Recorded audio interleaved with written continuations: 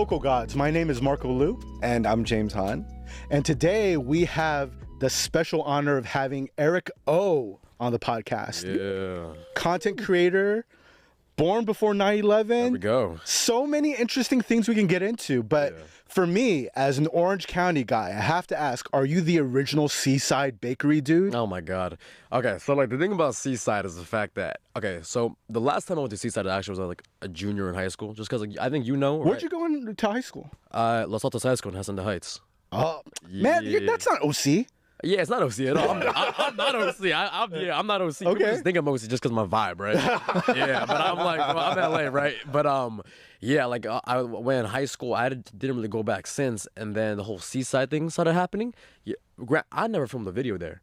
I don't have a single video up on my account of me at Seaside. Huh? Yeah, it's just because there's this one stream clip with JasonTheWeen. I meet him and he says, "Oh, you're the Seaside guy." And I'm like, whoa, hold on. Even he's saying yeah. And I'm like, no, hold on. No, I'm not. And then that clip just blows up. And then someone else next to him calls me like the OC Reaper. So I become anointed with these two titles where that's crazy. I'm not from the OC and I haven't made a single video at Seaside.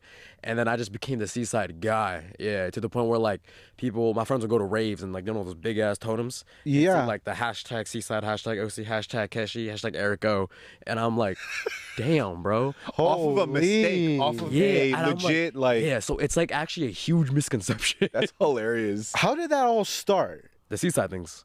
Oh, just so you were commenting on it, but you weren't necessarily. I didn't even make a video. I didn't make a single video. What the hell? Yeah. Like, so he just mistook you. Yeah. He thought you were somebody else. I just think he's trying to be funny because like I'm just like some Asian guy, and he's like Seaside guy, and I was like, were you wearing a black T-shirt and a gold chain? no. Actually, no. I was wearing like a red bandana for some. I guess I was in my YG moment. Oh, yeah, I see. Yeah, it's like you're not even Kevin Wynn, man. Like, yeah. To me, it's hilarious because as a born and raised Orange County kid, Seaside was just like it's like any one of those random Cambodian it's a donut spot. places. Yeah, it's a 24 spot hours, because yeah. it's right in Newport Beach. It's off of all the By all white the boy bars? bars. Yeah. It's by all those white boy bars where, like, if you wanted to get white boy wasted out in Newport Beach, Malarkeys or Sharky. exactly. So you know, so you've been now. Well, right? I'm not of age yet, but I'll say like allegedly I've been there. Understood. Yeah. The Understood. internet teaches you a lot. You see a lot of stuff on the internet. Yeah, exactly. Yeah. Friends, you know, I get it. But I don't have a fake. all that being said, like, it was just a random spot that OC kids would go to, and then maybe if you went to UCI or Cal State Long Beach, you would go to.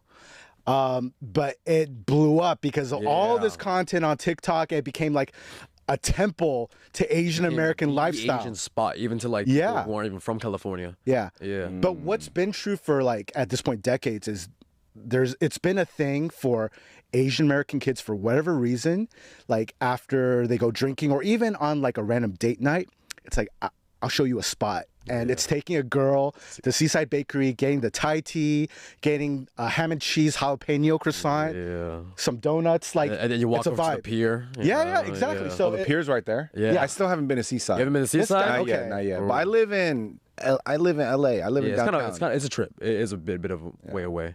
I got to give you thanks, though, because I've always believed that Orange County is the true epicenter of real Asian American culture. Yeah. Like all the stuff that people love or hate, people will associate with LA, but really the OC vibes, the ABGs, the vapes, all that, like really the epicenter of that is Orange County. And that kind of like cemented it. So if no one ever thanks you, I will thank you, Seaside guy. I'll take it. Damn. The lore continues. Yeah. But tell us more. Okay, like, so you have become the symbol of this place that you might have like come in contact with adjacently. Yeah. But you're from the Heights. I'm from east of LA. East of LA. So like for a lot of people, they don't know about that whole scene too, like Banana Bay, Colima, all that stuff, right? Oh, wait, You is that the I know spot your we went spots to? too. Holy shit. Hey, I know the shit. We've been there. It's popping out there, Banana bro. Bay? Yeah, we've been there. We've been there. Cocktail. Yeah, happening. whenever it's was doing fire like there. the local bands were playing Yes. karaoke. Yeah. Oh my god. Roland Wasted. Our friend Eileen Shu would she grew up in the area too, and she's like, man, like those Roland Ratchet, Roland Wasted kids. Were you one of those kids? No, actually. Yeah, so like, okay, so Hacienda Heights, I think it's divided up between like two different parts. Okay. You have one side that's all Chinese, you have the other side that's all Mexican. True. And for most of my life, I grew up on the Mexican side, so I didn't really have that many Asian friends growing up. Okay. Yeah, it was only up until like late high school when I started becoming more in tune like with like Asian American culture. Right, and that's like in junior year when I like people in the area are introducing me to Seaside. You know, I'm like finally getting boba a lot, right? And yeah, like all this shit I was unfamiliar with, and so it's like a bit of a trip, me being like such a, I guess, big Asian American conduit because I didn't grow up like that. Yeah, like I grew up going to like Garden Asadas, playing soccer, like Orale, man. Yeah. Like I was at quinceañeras, right? So like for me, it's like it's a bit of a trip now, right? Yeah. Sheesh, man. Like. A few people have like called us out on this too, where it's like we have kind of become this time capsule for Asian American life, where we talk about a lot of things that might have been a thing 10 years ago, 20 years ago, or stuff that might be a thing 20 years from now, where it's like, remember Seaside? Remember the Line Hotel? Remember Intercrew? Like Intercrew? Yeah, those are things where it's like we laugh about now, but in the future, like it might come up in a history book, oddly enough. Right? Hey, it's still a thing, though. Intercrew's still a thing. I'll tell you that Intercrew much. is still a thing. Yeah, shout out to the Far East Movement, all those guys. But like, how do you make sense of this too? Because like, as we've established, you're definitely younger than us. Oh, that's way younger. Are you? Whoa, hey, yo, chill out with blood. My bad. You said it a little too quickly. Way younger, man. Oh, man. Young boy. So you obviously came of age like after COVID, right? So like as you're in the thick of it, like all of this Asian American culture that's blown up since COVID because of TikTok and all that, do you ever take a step back and be like, wow, like how the fuck did we get here and all that? A bit, yeah, I do. But then I also have like, I think there's a large amount of divide with Asian Americans, because you have Asian Americans who are saying this new image of Asians is raving, drinking, going out, partying, being toxic, and it's like, and it's detrimental to our people. And then you have the other side combative saying, oh well, the old image was being a nerd, being emasculated and all that, right? And for me, it's kind of just like, why is there so much discourse instead of us just being happy for our own people?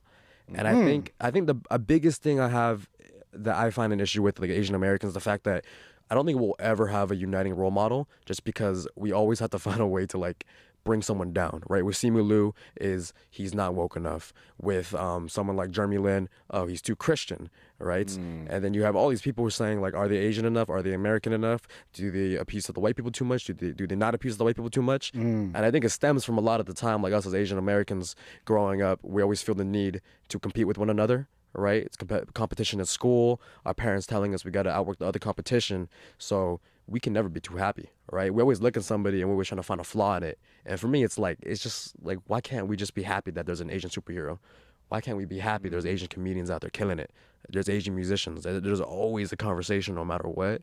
And that's like something I'm like, I don't like it. This guy is Asian Rodney King, man. Why can't we all get along? Do you even know what I'm referring to? Rodney King? Is that what you said? Yeah, Rodney King. Like that liquor store? Like, even our producers, like, what the fuck? Like, this kid has no idea who Rodney King. Like the liquor store incident? Yeah, 1992, like LA riots, all that. Yeah, well, I mean, I hope I don't die. No, okay. No, we're not saying that for sure. No. We're not saying that for sure, but it's like a uniter, not a divider is what you're about. Yeah, I just, for me, I don't know. I just think that oftentimes people try to find a reason for things to go bad. You know, it's kind of like Murphy's Law, where everything wrong is going to go wrong. Sure. But then I'm just like, why can't we just be in the moment and be happy, as opposed to always finding a reason to tear it down? Do you think it's better? Do you think it's better if we had just like Chinese representatives versus like one person that represents all of Asia? Koreans are always trying to divide. Yeah, because we're on top right now. Koreans are always trying to cause trouble. Yeah, I was in Korea like 2 weeks ago. Oh man, the amount of times someone got mad at me because I didn't speak Korean. Oh, that's messed up. That's messed up. I play, but no, for me it's like, why can't we have a uniting figure? Because I mean, like Latinos, Latinas, like they all celebrate Bad Bunny. Not everyone's Puerto Rican, you know. Do you know who Selena is? Yeah, Selena. Yeah, okay, good. At this point, I'm like, what do you know? What do you not? Okay, so yeah, Bad Bunny. I agree. Yeah, like there's this uniting figures, and we always feel the need to like, oh, let's make sure they're Chinese, make sure they're Korean, make sure they're Vietnamese. Like, we don't have that luxury. Let's just be happy that we have someone out there. Facts, like, do I complain? Do I complain that the GOAT athletes right now, Shohei Ohtani's Japanese? No. Sure. I'm just happy that he's playing baseball for my team. Yeah. Facts, man. Yeah. That's true. That's true. You are not an Angelino if you do not love what's happening with the Dodgers right now. Because there have been so many crazy, weird issues with the Dodgers for like decades. To finally have this moment right now where we're winning back-to-back championships. And like, I'm not even really a Dodgers fan. I'm like if anything, as an OC guy, I grudgingly claimed the Angels, but then we fucked up the Shohei thing. So I'm happy that the Dodgers are able to benefit off of that. Mike Trout and Shohei. Yeah, I know, man. How do you fuck that up? Greatest players of this generation. Man. Dude, so Shohei, that's a good example, and he's not even Pacquiao, Asian American. Pacquiao, like like Pacquiao's still my favorite fighter of all time. Okay, and then I still love anyway, as a boxer. Okay, NFL, hey, I'm always gonna support Kyle Hamilton, right? Okay. Wow, yeah. Wow. Man, I feel like this is a side that TikTok and Instagram has not seen of Eric O. Where it's like, man, this kid is a scholar. That. Yeah, he knows. Yeah. You know ball as I know, I know ball, man. Yeah, it's cool, honestly. Yeah, and you know who Bruce Lee is, right? Of course, yeah. Okay. Because Bruce Lee used to be like for generations back, like for Gen Xers onto us, like Bruce Lee was like beyond local god. He was the god for Asian Americans. Everyone revered him. Of course, yeah. So you feel like there really isn't a Bruce Lee right now? I don't think so. I mean, like, because Bruce Lee, what? He had that fight with Chuck Norris. He was with Muhammad Ali. That was a movie, bro. Oh, shit. No. Yeah, the movie. Where he, like, grabs his chest hair. Yes. You're right. Yeah. And then, and then he had his bouts with Muhammad Ali, right? And it's like this uniting figure. That might be AI. No. They had like the scene where, like Bruce Lee had, like...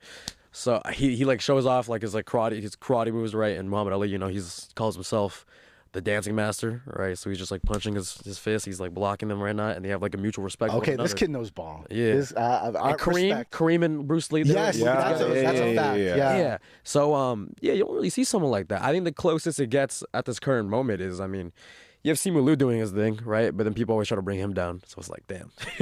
It's funny how you were saying, like, some people are saying Simu is not activist enough. On the flip side, a lot of people say he's too much of an activist. Yeah, right? What he did on Shark Tank. Yeah, it's hard to win, right? That was important. Yeah, he had to do that.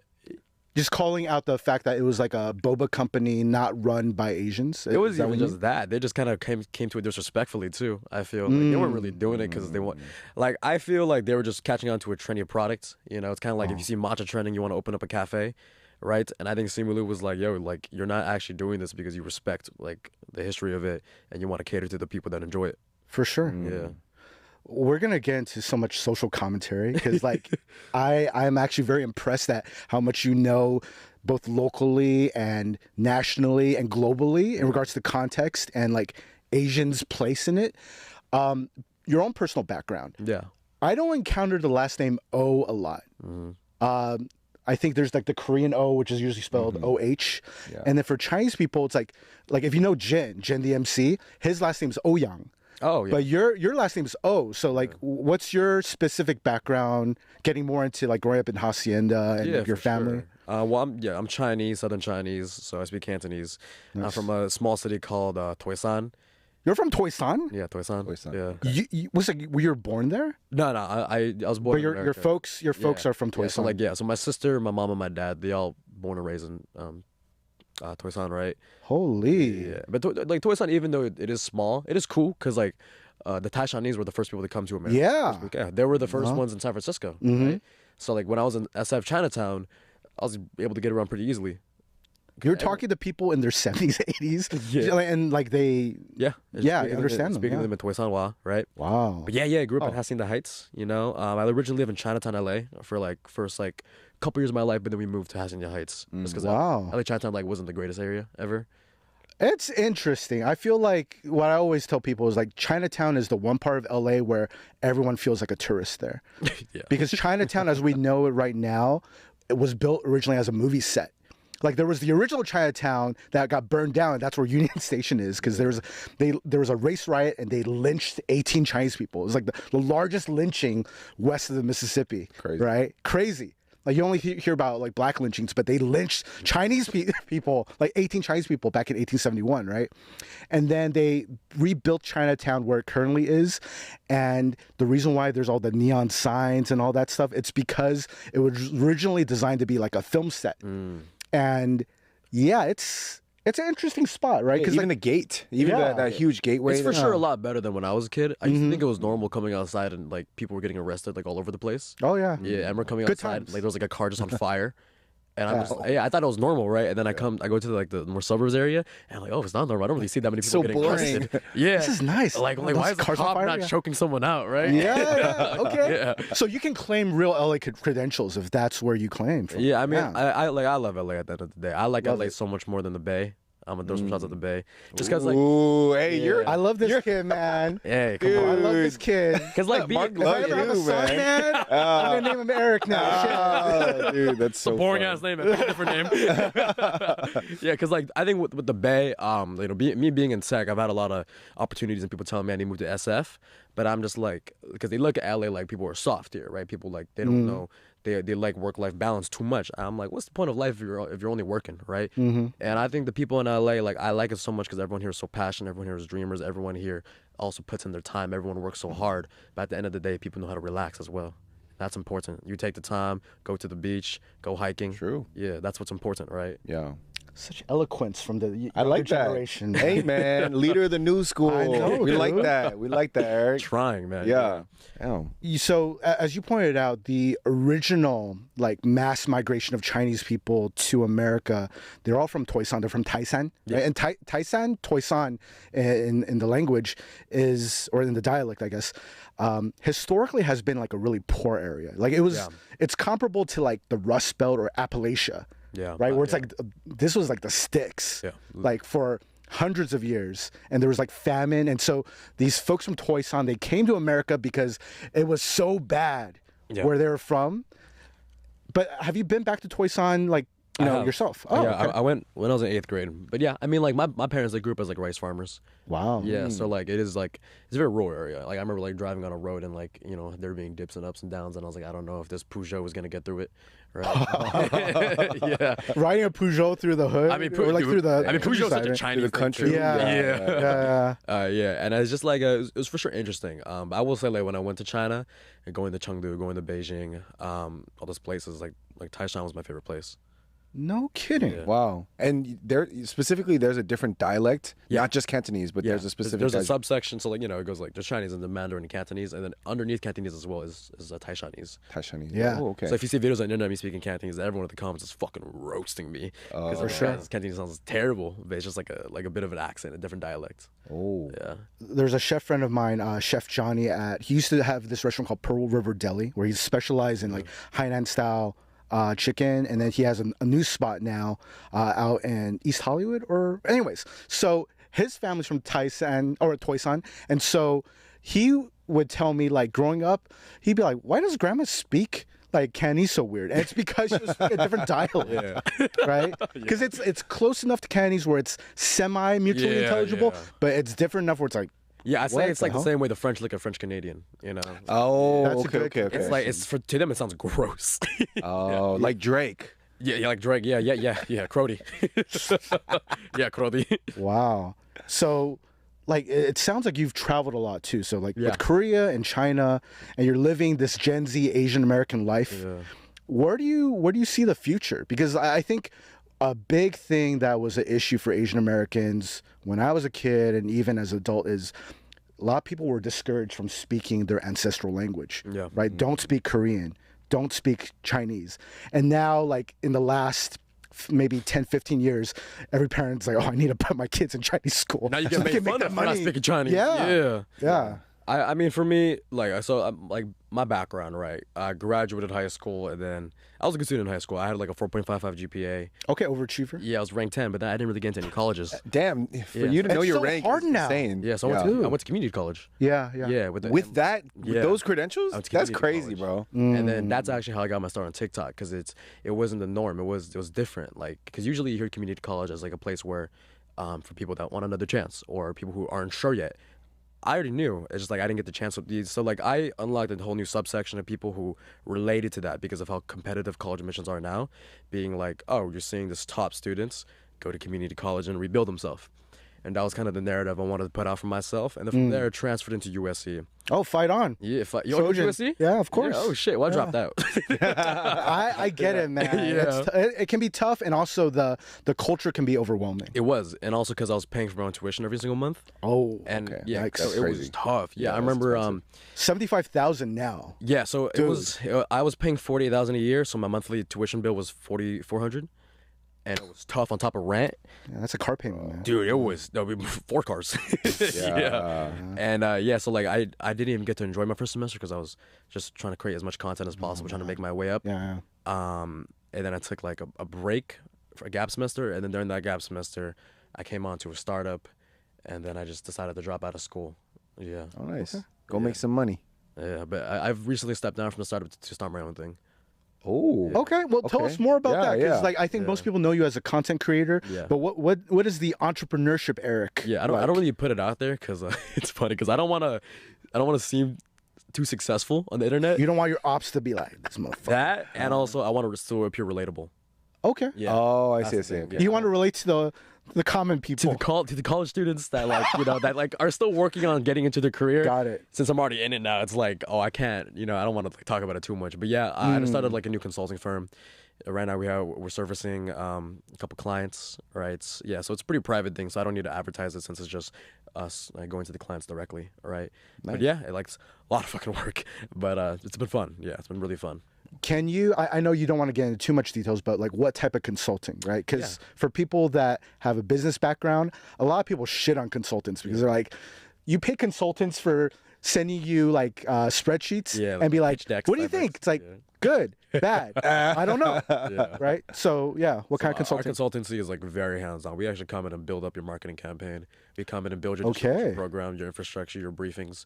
Our entire thing is that we're going to come in, be your fractional CMO, and then within 6 months leave you something autonomously that you can use. Oh, that's nice. Okay. And then we're going to bring in we're going to hire people for you. We're going to look for the talent, because I agree with the consultants, right? A lot of the times you're paying for like a PowerPoint and you're spending like $20,000 a month on a retainer for a PowerPoint, when instead the person should be coming in and doing their thing. And me and my co-founder, just because like coming up in this new social media distribution age, and our backgrounds as well, just being content creators, and also just going to school and generally just being academic as well. There's like this different intersection where we get to live on, and that enough just being us being in such a unique position allows us to do good work, allows us to surface a need that most people don't have surface for. Man, I understand why you left SC now, because it sounds like you've gotten what you need to get, and now you're executing. Yeah, most def. Nice. Yeah. That's awesome to see, man. Especially someone your age. Like, I know people talk You're sounding too old, man. Huh? Like someone your age. Oh, my bad. Well, no, Showing your age, man. Oh, my bad. Okay. I guess what I'm trying to say is like, you see people on the internet talking about grind set and, hustling and all that stuff. It's just nice to see somebody like just actually doing it. Executing, not just talking about it, but just executing. So it's nice that you don't have to be so loud about it. You just do it. Yeah. Because I've never been like too much of a loud individual, anyways. And for me, it's like I know what I'm doing. I know what it's worth. Like, why do I need to tell people how much it's worth? Why do I need to tell people what I'm doing, right? Because I think a lot of the time people who have to constantly harp on how successful they are, how many numbers they're pulling in, it's usually because they're trying to cover up the fact that it's not actually doing that. Sure. Yeah. That is the typical Bay Area startup story, right? Where they're quoting all these numbers and saying all these things and dropping names. Yeah. But they're essentially doing the tech version of what people do in Hollywood all the time. Where it's like, oh, because the association, you should take us seriously when they actually don't do shit. Yeah. Right? Exactly. Yeah. So, like, at this point, I think it's fair to say both James and I are very impressed with, man, this fine Gen Z young man. But do you have gripes about your peers? Because usually Gen Z kids is like, I think one thing that millennials and maybe some older folks will appreciate is Gen Z humor is very much a thing. Yeah. Where there's this very incisive, biting, like ironic humor. Yeah. But how would you view your own peers, your generation? I think Gen Z is great because, we live in a time now where information is so abundant, but I think there also comes a conversation where we end up becoming too gullible to false information, right? Really? Yeah, and I'd say like a lot of the times now, I think a lot of Gen Z falls into a lot of echo chambers that push mass hysteria, and in turn, people become radicalized, right? That's why you see a lot of young men, they fall into a certain type of thinking. You see a lot of young women fall into a certain type of thinking as well. It's because, I mean, these algorithms, they will bring you to a place where your opinions are being confirmed. It's confirmation bias, right? It's like living in Plato's cave. And because, like, I think back then, right, you actually had to do your research. You had to actually double check. You had to be a skeptic. Nowadays, people are just like, oh, I heard it on TikTok. It must be true. Right, like and it's reinforced. Video after video on your algorithm. Or it's people being like, I don't want to like be political. I don't want to think about that. Like, I just want to live life and be chiller. Man, like that's not something you can do either. You got to be educated while also making sure that what you're understanding and what you're viewing is coming from the right sources. That's my major gripe I have. Yeah, because a lot of times I hear from like a peer of mine, like they'll say something and I'll be like, man, that's like no way at all it's true, right? And then you have to like tell them about it, and they still don't kind of believe it, because when you live in an echo chamber of confirmation bias, being hit with a differing opinion is kind of difficult to take in. What do you think are like the big triggers? Because I think for millennials, a lot of millennials grew up with the whole like, you can change the world. Yeah. Like the future is like we grew up hearing songs where it's like the children are the future, and you know, we're like, especially if you're immigrant kids, like your parents work so hard to bring you here, and now it's on you to make the world better. It seems like a lot of Gen Z kids don't buy into that bullshit. So, what are the triggers for Gen Z? I think it's because Gen Z is like in a very tough position right now. I think, you know, especially with the job markets and you know, whatever's happening in the world as well. I think a lot of Gen Z, they've just kind of become very pessimistic as well. It's like, oh, everything's gonna go to like, AI's gonna take my job. I'm not gonna be able to buy a house ever in the future. How can I afford groceries? So, I mean, this kind of like... Yeah, real questions, honestly. These are legit. Yeah, I think Gen Z, like, a lot of the time, like, maybe they're not sure how to articulate it, but a lot of them feel very hopeless. And I understand it. Yeah, because even me being in school, I felt hopeless for a little bit, like paying that tuition bill every single month. Yeah. Yeah, because my only job at the time was content creation, right? It was hard. I truly felt it all, right? So, I mean, I get it. I get why a lot of Gen Z just kind of, like, is kind of just coasting and just kind of clinging on, right? Because when you live in a time right now where, I mean, jobs aren't that abundant, I think there's also certain noise from the older generation that tells them, oh, you're not working hard enough. What, me back then, I just knocked door to door, hand out my resume, I can get a job. It's not like that nowadays, right? You know, saying like, oh, I went to U Michigan. U Michigan back then was like a 50% acceptance rate. Now it's like a 17. Like, that's wild. It's different now. You know these stats so well. Like, is it because it's something that you really like look into and you're trying to figure out like, why the fuck are things the way they are right now? Yeah, a bit. Interesting. Very cool. I think going into your content, like, and also your college experience, because like I can only imagine what like your average USC student, like when I was there, it felt like a lot of the girls were walking a runway, like every day. Yeah. Like they were dressed in the nicest, most up-to-date clothes and brands. Like there were kids that were driving Ferraris and Lamborghinis to school. And so like I can only imagine now it probably feels like a content creator university. No, they're just wearing PJs to school now. Well, there's that just wearing plaid pajamas. It was like that too when I was there, but then they would walk in their plaid pajamas to their Ferrari, right? And they would flex that way, right? So many stories there. But you know, for you, like, it didn't feel like a iron sharpens iron situation. It was more like it was too much or a distraction. I just think it became kind of asphyxiating at one point, you know, and then it felt like you were being choked out. And then that in turn, like, I kind of became apathetic towards school, because it's like this school is supposed to be helping me become a better man. I'm supposed to be happy here, when in turn it's sapping all of my money, sapping away all my energy. Yeah, and it's making me into a very just like a down person, right? So I started looking at USC. Like now I look at USC in like more like bright way. Like I'll root for Caleb Williams, even though I'm not a Bears fan. Yeah, for sure. I'll root for Caleb, right? I'll be happy for the Trojans. I'll be happy when Mekhi Lemon gets drafted this year. Okay. But when I was there, actually, it was very hard to be proud to be a Trojan. It was very hard, even when McGavin started. It was very hard to even go around USC, because like I just looked at it and I was like, man, like the school brought me a lot of pain.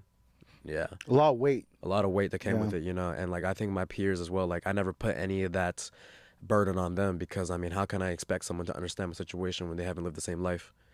And I can't be mad at this girl in front of me for buying $2,000 Bottega shoes in class, because that's all she knows, right? And like, I'm supposed to be mad at her? That makes no sense. Yeah.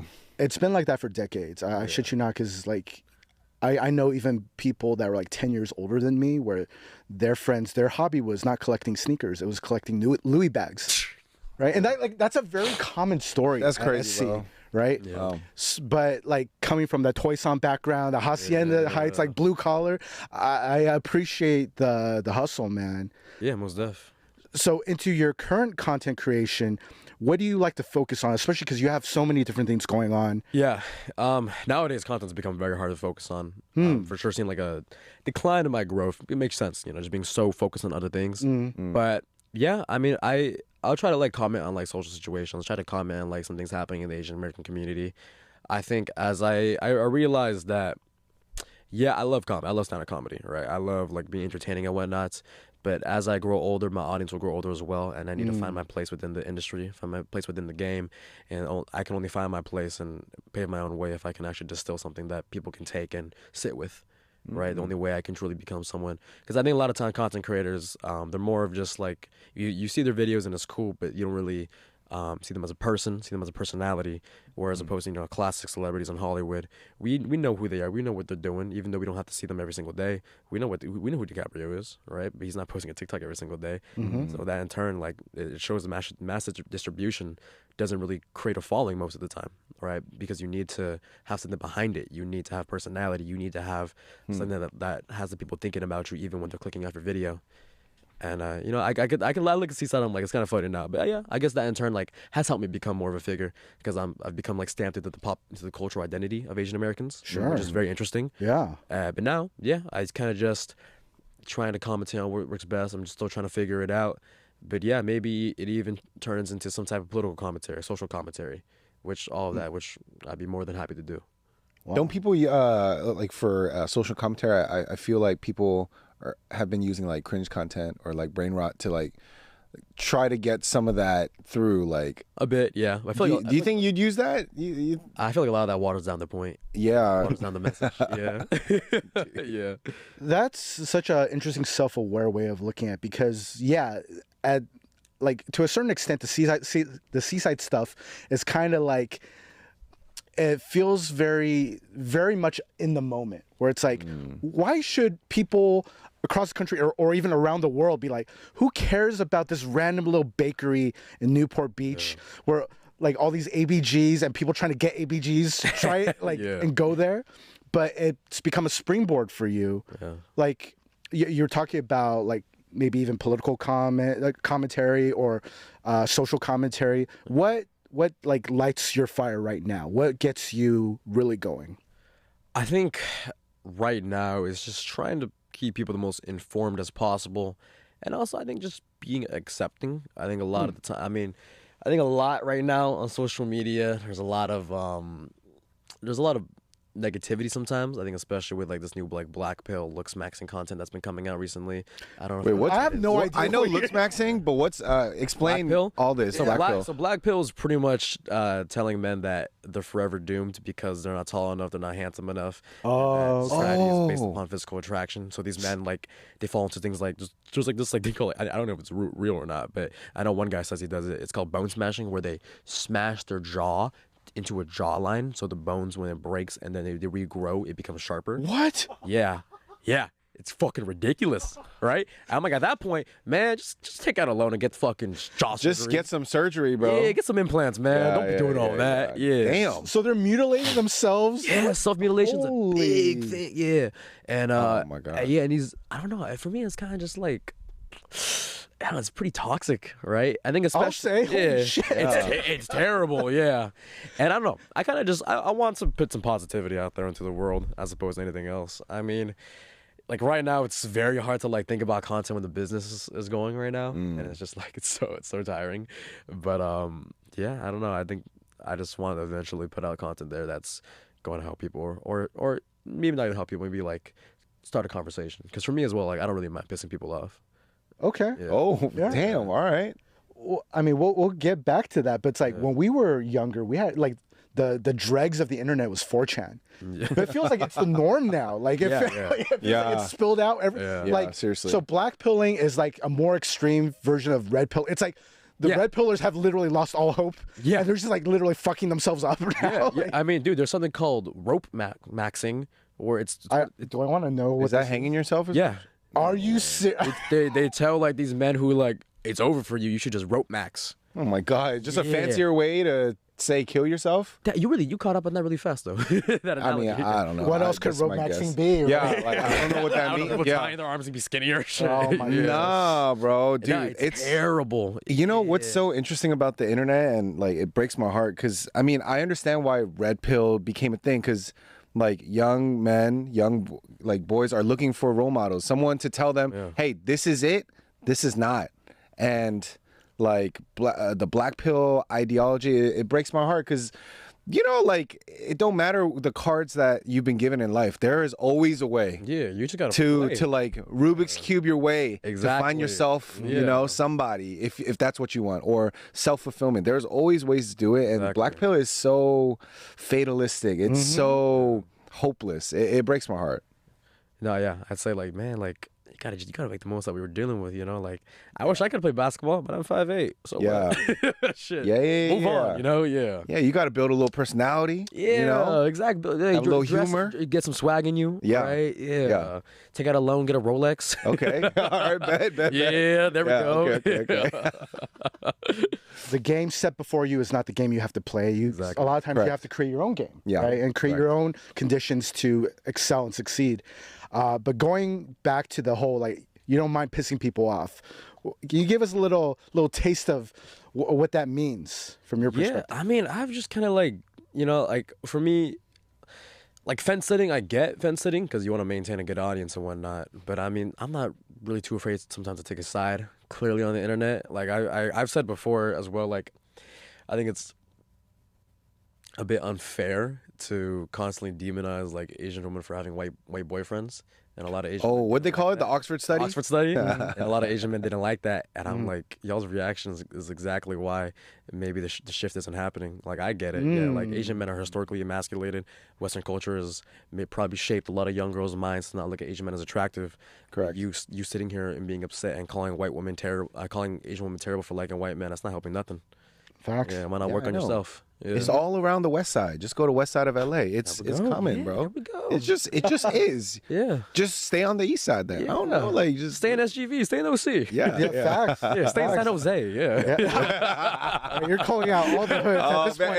Eric's funny, dude. Low-key, he's kind of funny, bro. So James is not from Southern California. He's from Maryland by way of Atlanta. Correct. Yeah. And you've done a fair amount of traveling too. Like I'm kind of curious, like just like taking the OC flavor out of it and like really focusing on just the rest of the country. Have you noticed like different interactions and even different reactions to what you're posting? Where maybe like Southern California people are like, man, I know like half a dozen Eric O's. Yeah. But then maybe to folks out in the East Coast or in the South, they're like, man, this young man, he's saying things I've never heard before. Yeah. You know? Yeah. I mean, yeah, like I think I've for sure seen that, yeah, especially the East Coast, right, where people were like, oh, like we don't really hear about what you're talking about too much, or, yeah, and that's why I think it's cool, like traveling and like meeting new people and whatnot. Like my favorite city in America actually is New Orleans. Say more, because I love New Orleans. Yeah, I think we both, we all do. New Orleans is very fun. Best place ever. Yeah, the first time I went was during crawfish season. Had a great time. Oh, second time I went was during Mardi Gras. Yeah. I love that place, man. And it's great to see the culture out there as well. And I think a lot of the time, I think I like SoCal because there's so much Asian culture, right? But I think sometimes like we're also scared. Like a lot of Asian makers are scared to like go out of the culture a little bit, like experience new ones.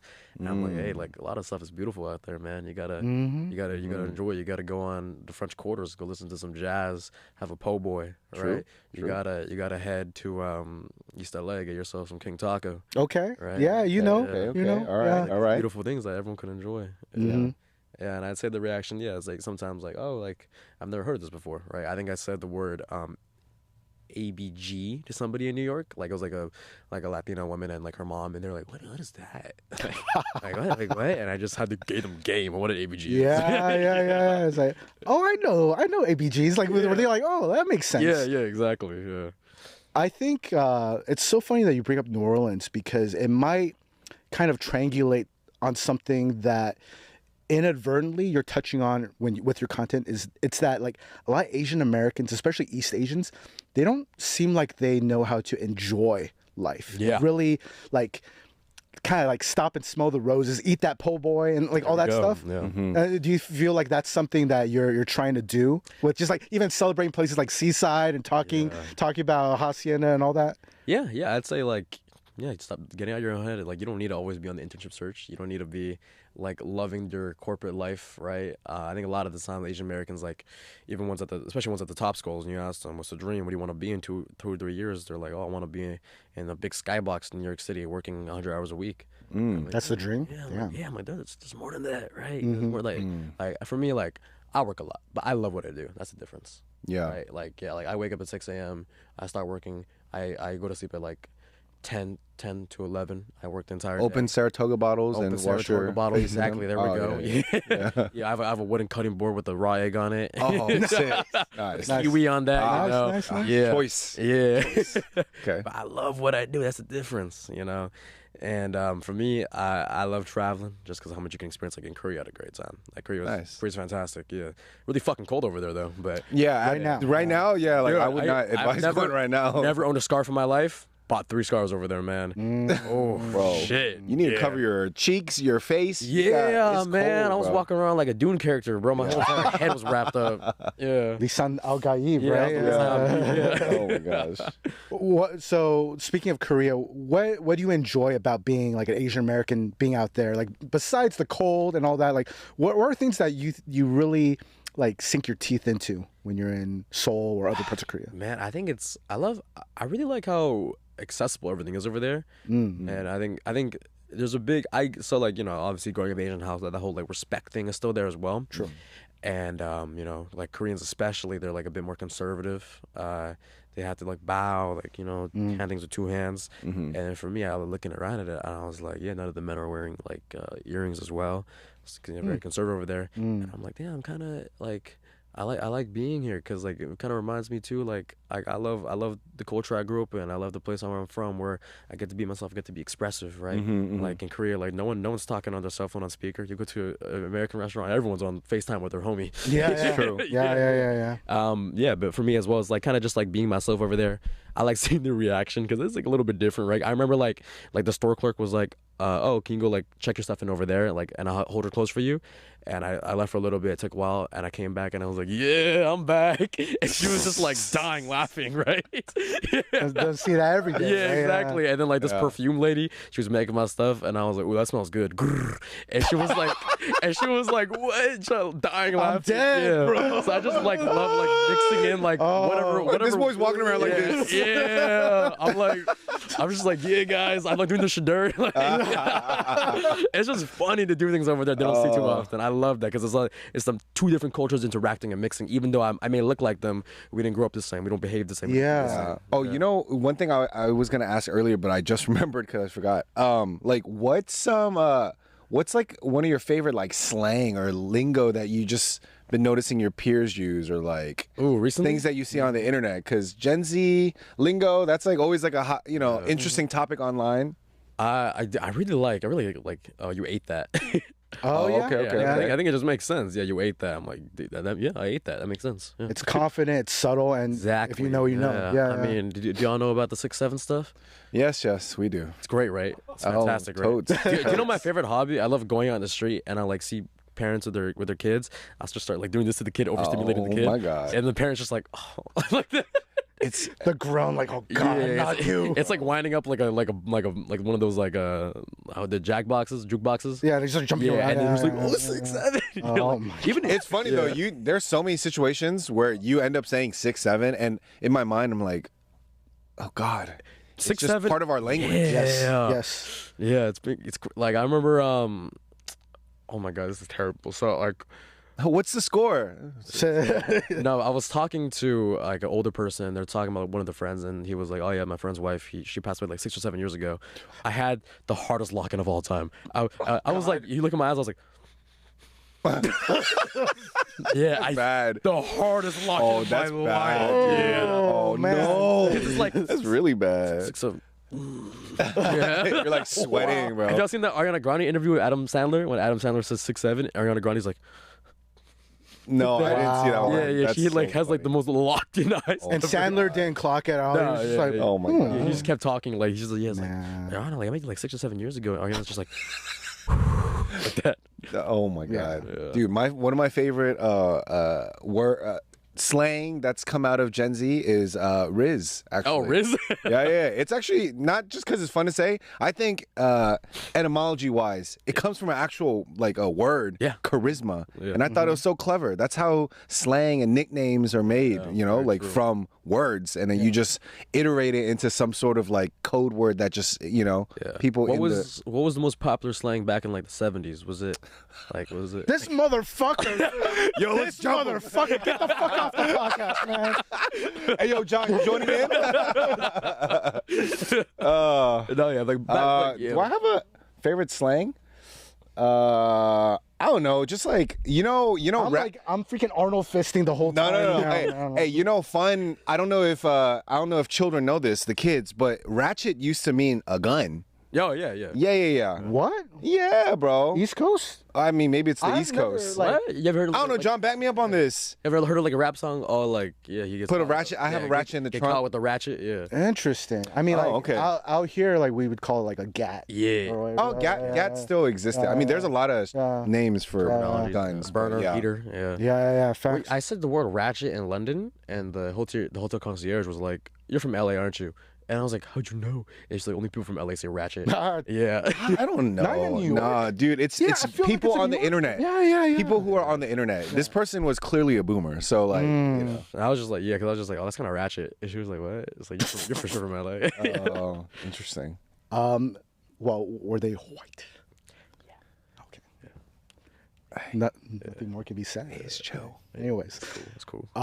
this has kind of become a new segment on the show, but tell us about your fit, man. Okay. What is it? Because we're talking about, even though we actually never use the word swag on this episode, we're talking a lot about new generation Asian swag and everything we're covering. So what is your swag, man? What's your fit like? Yeah, for sure. I got on a Supreme button up, and then I got on the LV. Oh, is that like a recent drop? Like the black, Supreme is black? I got it in Korea. It's in the back. Snap. Okay. Let's go. Got on the LV Tims. All right. I see it. Yeah. The jeans are just some random brand. I think No Face Studios. That's the jean brand. And like you pointed out earlier, I got the vintage Date Just blue dial. Okay. All right. Yeah. And then I got on a Vivian Westwood. okay. And then also my homie's brand Lumiere. It's a silver necklace as well. Wait, I've heard of Lumiere. Yeah. They're your friends. Yeah, they do good shit. Yeah. Oh, interesting. I think I saw them on like IG ads. Yeah, they did. Yeah. It's like a big very cool stone- stuff. Yeah. Huh. You're missing something because I spotted it from the side. Where are your socks, man? Oh, I got the Bape socks. Oh, the Bape? Yeah, I got the Bape socks. Nice. Yeah. Very nice. I mean, dude. I like fashion's dope. Like I've been trying to get more into it. It's just like I hate buying clothes. That's why. It I could hate be shopping. a little much. Yeah, it just like I hate thrift stores especially because I just like feels like a lot to like look through. I'm just like, oh, I feel the same way. yeah. But I love fashion. What are your top brands? Like you always go to these brands. Yeah. Ralph Lauren's my number one. Dang. Ralph Lauren. The goats of American Retail, fashion. or are we talking outlet? Yes. True.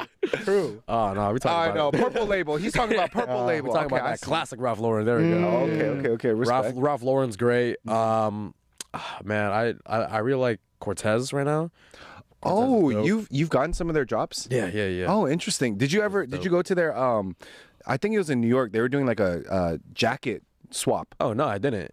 Oh, that's dope. What the heck? I'm pretty sure that was Cortez that Just training a jacket. they were basically like, hey, we'll give one of our jackets, but trade in one of yours. Damn. And it was That's like dope, incredible promo. I think it was Cortez. I swear it was. Oh, that's Yeah. dope. I check that out. Yeah. I also and then like LA brand. I don't have anything of theirs, but like I just think it's dope. I just think it would have matched me if I wore it.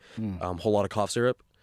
That's an awful lot of cough syrup. Never heard of that? I've heard of that. Streetwear brand? or- Big LA brand. All the LA rappers wear it. Draco, the Ruler, was the biggest. Oh, person that okay. wore it. Rest in peace of him. Yeah. But yeah, I guess I also love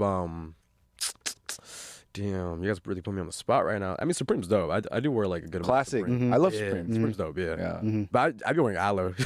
Oh, okay. I like aloe. I like Aritzia. I like Lulu, bro. Yeah. We Aritzia love has a men's, frugal dude. Yeah. or like, do they have a men's stuff, or you just? Yeah, no, they do. They do. I don't know. I don't know Aritzia. Yeah, it's always dope. The boyfriend couches are like super comfy. Yeah. He wouldn't know about it. I mean, we can go deep. There's so much out there these days. But No. Nice. Very cool.